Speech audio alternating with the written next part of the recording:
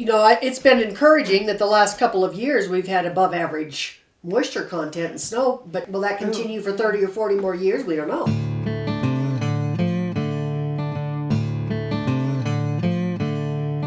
In 1922, we negotiated a compact, an interstate water compact, with the other 6 states on the river. And the federal government blessed it through the ratification process that goes on in Congress. The intention of the Colorado River Compact is an equitable apportionment of the Colorado River. So basically split between the upper basin and the lower basin. At that point, it was divided on about a 15 million acre foot river, so 7.5 to the upper basin, 7.5 to the lower basin. But that was when the river is about 15 million acre feet. There was a heavy snowpack and there was way more water. There just was. And those measurements were set in stone for a time before there was an understanding of climate swings and climate change. The last 20 years has really shown us how bad it can be. So something is set in stone that was set in stone at the wrong time and doesn't offer any flexibility for anything that God gives us. 12.4, sometimes 11 average, sometimes 8. But it's important to recognize in the upper basin, we usually are somewhere between the use of 4 and 5 million acre feet per year. We have not fully developed. That's different in the lower basin. So the lower basin is Nevada, Arizona, and California.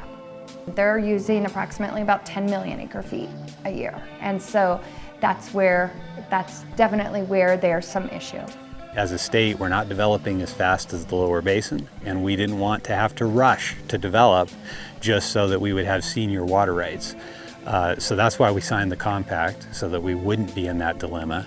Right now, the big deal in the water world are the drought contingency plans, which go on at an interstate level.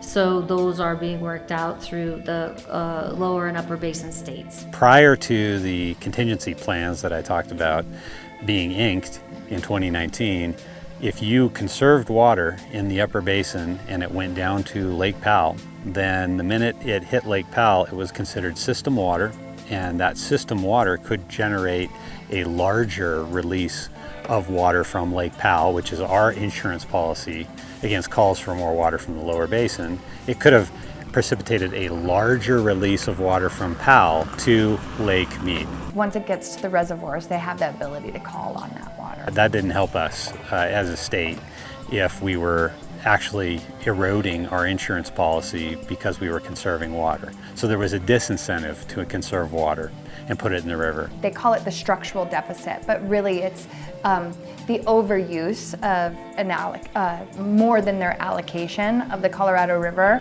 So if there's a drought, the contingency plan says we don't have to send as much water to California? No, ma'am, it does not. No, it says how are we going to manage to send all the water to meet the compact compliance. And it also says, California, you can't take more than your share.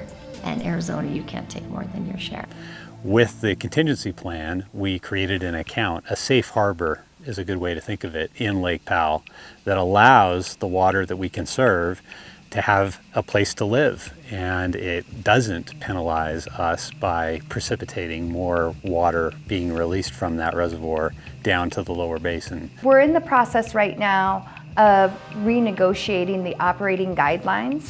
So post-2026 operations guidelines of Lake Powell and Lake Mead. My goal and focus is to learn from what's happened this last 20 years and look at those new guidelines in a way that honors the original 1922 compact.